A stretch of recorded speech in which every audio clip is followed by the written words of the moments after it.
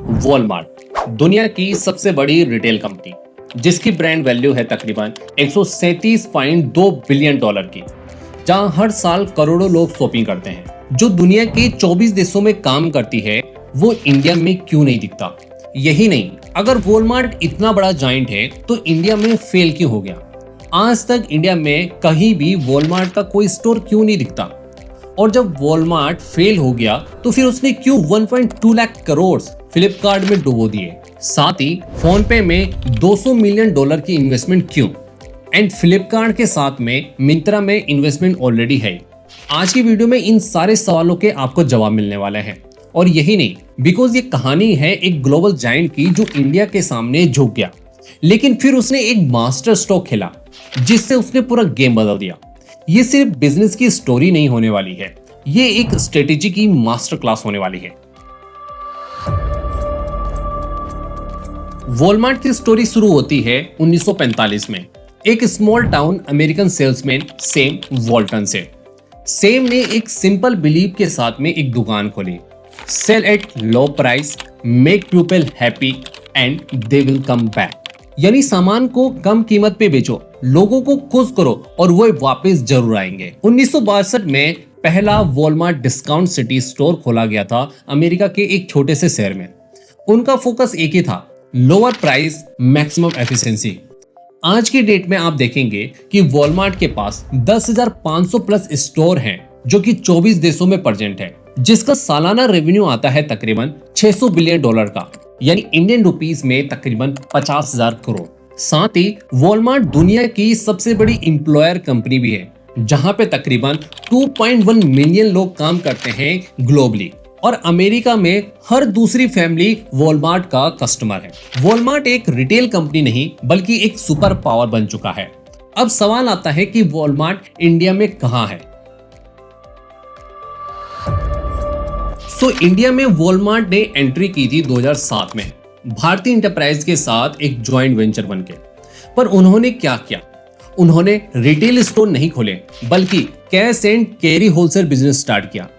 Best price modern wholesale, जिसमें सिर्फ business owner shopping कर सकते हैं। सवाल आता है कि क्यों उन्होंने अपना स्टोर नहीं खोला?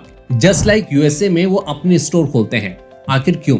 आंसर आता है कि उस टाइम पे इंडिया एफडीआई को इतना अलाउ नहीं करता था रिटेल सेगमेंट में, जिस वजह से वॉलमार्ट अपने स्टोर इंडिया में ओपन नहीं कर पाया। उन्होंने सोचा कि पहले होलसेलिंग में अपनी जड़ें मजबूर करते हैं, फिर जब पॉलिसी बदलेगी, जब चेंजेस आएंगे, तब जाके अपने रिटेल स्टोर ओपन करेंगे। देन वॉलमार्ट ने रियलाइज करा कि इंडिया सिर्फ एक मार्केट नहीं है, एक पॉलिटिकल भूलभुलैया भी है। 2012 से 2013 में उन पे करप्शन के एलिगेशन लगना शुरू हो गए। इंडियन पॉलिटिकल सिस्टम प्लस किराना लॉबीज ने वॉलमार्ट के रिटेल प्लान्स को ब्लॉक कर दिया, जिसका रिजल्ट ये निकला कि भारती एंड वॉलमार्ट का जो जेवी था यानी ज्वाइंट वेंचर, वो टूट गया और 2014 में वॉलमार्ट अपना स्टोर बंद करते हुए देखने को मिले। रिटेल बिजनेस का उनका सपना टूट गया और उनका बिलियन डॉलर का एंट्री प्लान इंडिया में फेल हो गया।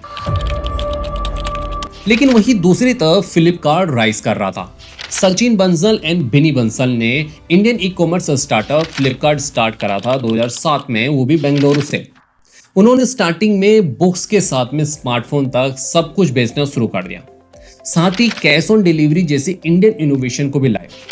2014-15 तक फ्लिपकार्ट एक यूनिकॉर्न बन गया था। फिर अमेजोन इंडिया में आ गया।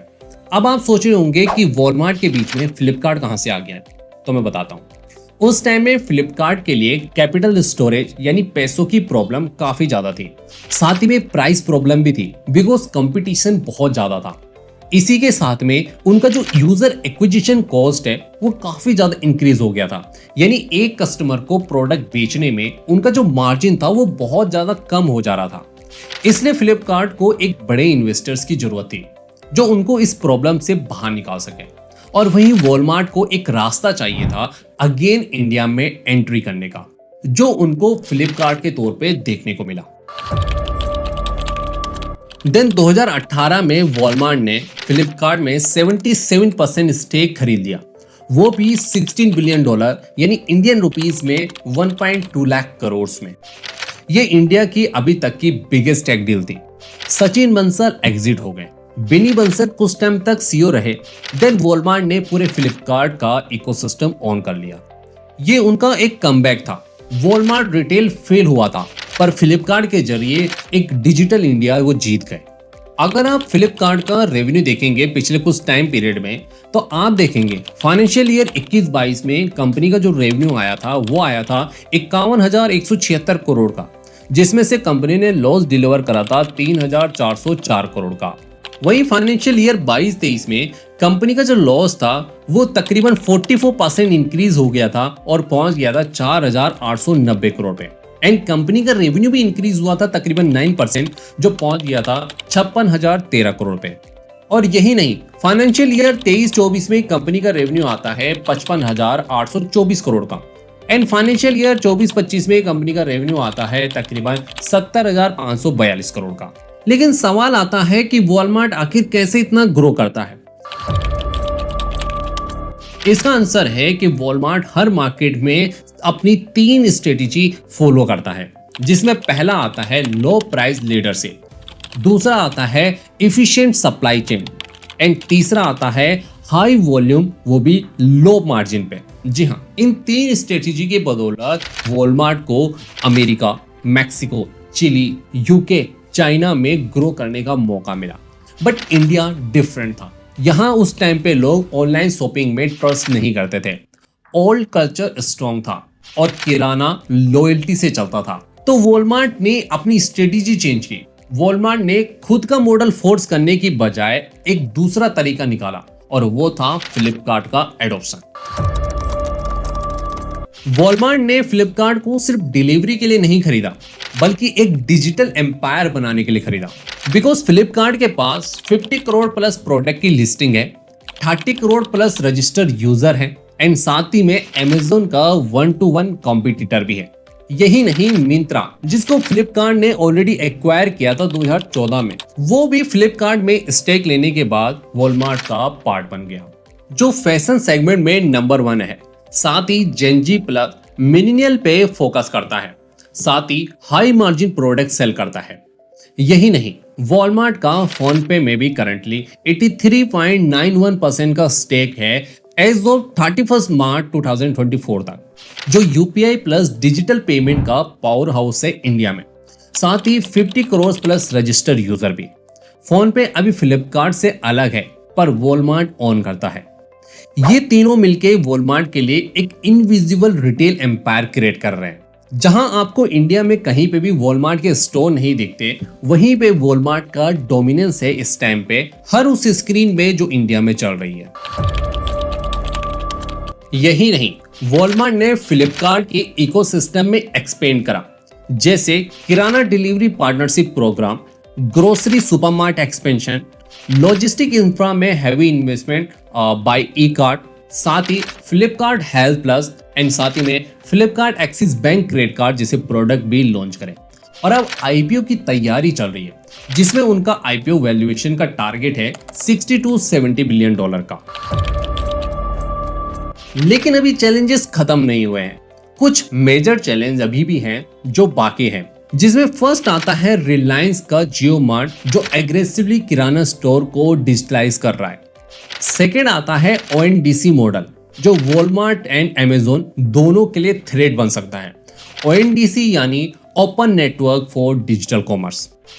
थर्ड आता है पॉलिसी अनसर्टेनिटी, जो अभी भी इस सेक्टर में बनी हुई है एंड पहले भी बनी हुई थी। फोर्थ आता है फ्लिपकार्ट आईपीओ का डिले होना, जो इस साल आना था लेकिन मोस्ट प्रोबेबली अब 2026 में आते हुए देखने को मिल सकता है।